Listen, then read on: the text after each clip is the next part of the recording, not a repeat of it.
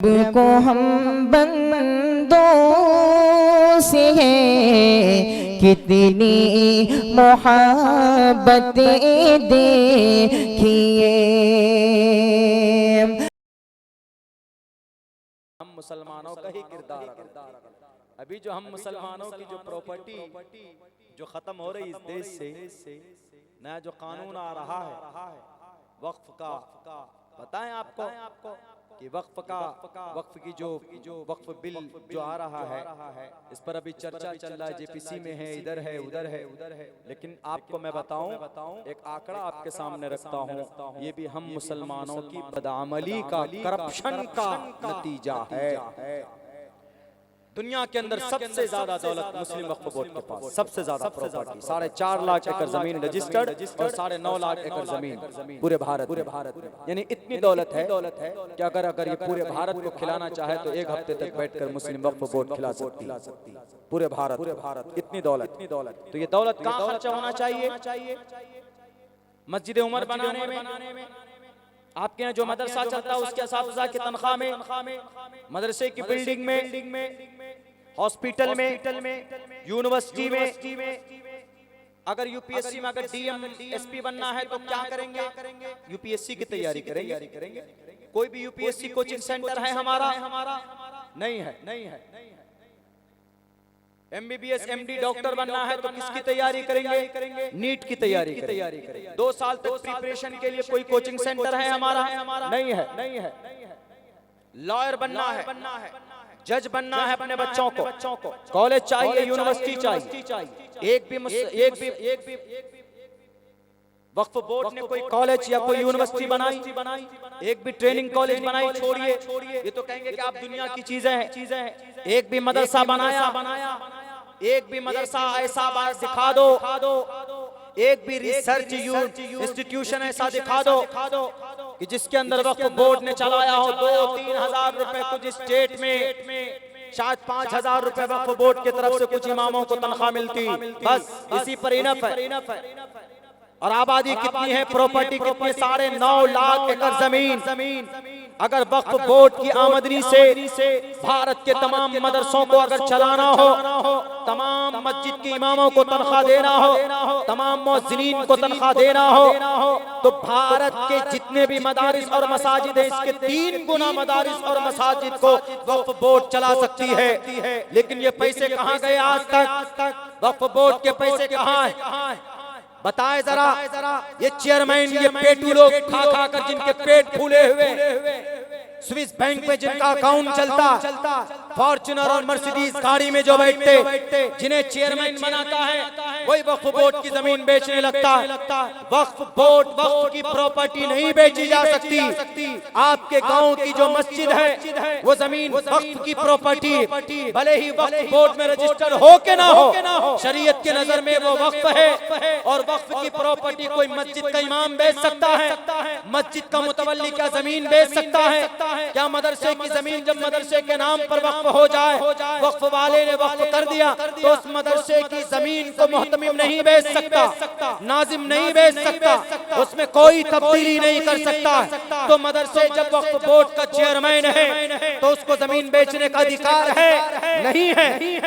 महाराष्ट्र के अंदर 1990 से लेकर 2002 तक 11,000 करोड़ रुपए की वक्फ की जमीन बेची गई। बेचने वाला कौन?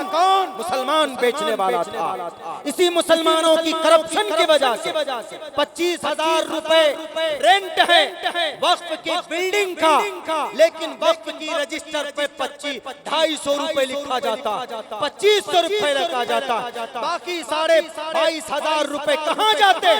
ये करप्ट लोगों के पेट में जाते हैं, ये जालिमों के पेट में जाते हैं। इसीलिए जब कौम के लोग गुनाह करें तो अल्लाह जालिम बादशाहों को मुसल्लत करता है। ये अल्लाह का निजाम।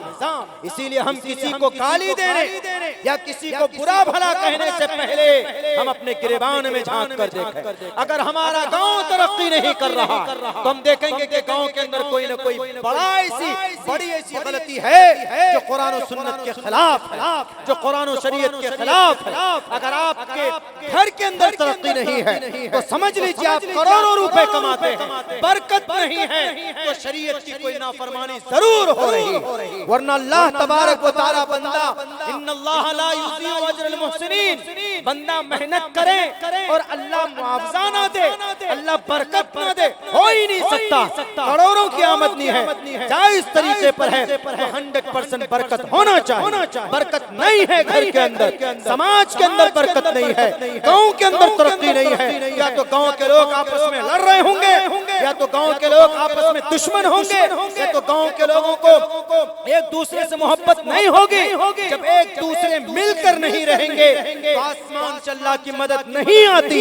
यदुल्लाहि अलल जमा, अल्लाह की मदद जमात पर होती है, अलग अलग बटे हुए लोगों पर अल्लाह की मदद नहीं हुआ करती।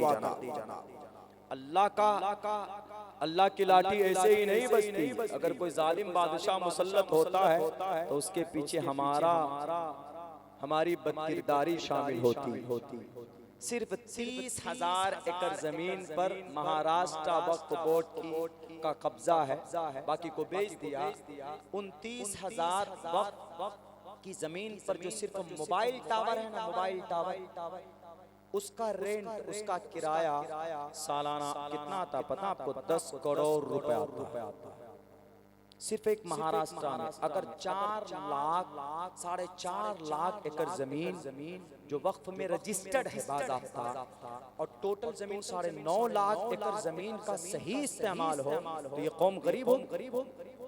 इस कौम के पास एक भी मदरसा चलाना हो तो हमारे सफीर चंदा करेंगे, मस्जिद में इमाम रखना हो ढंग से तो चंदा करना पड़ता।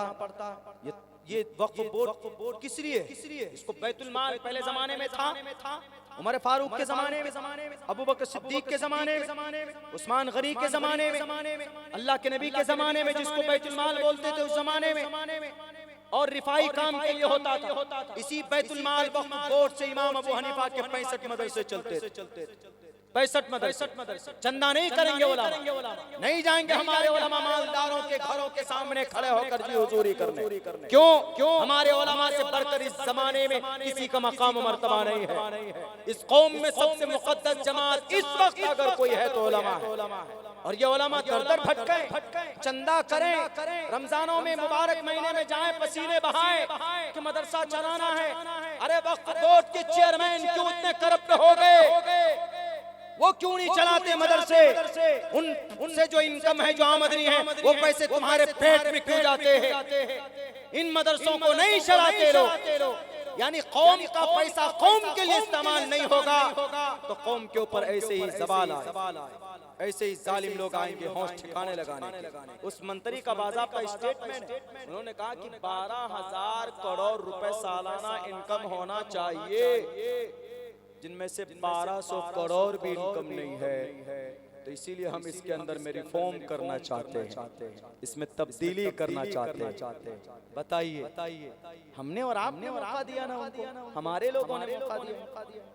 हमने कहा था कि जनाब मोहम्मद रसूलुल्लाह सल्लल्लाहु अलैहि वसल्लम की जीवनी और आप अलैहिस्सलातु वस्सलाम किसी भी एतबार से अपाहिज नहीं छोड़ा मोहम्मद रसूलुल्लाह सल्लल्लाहु अलैहि वसल्लम।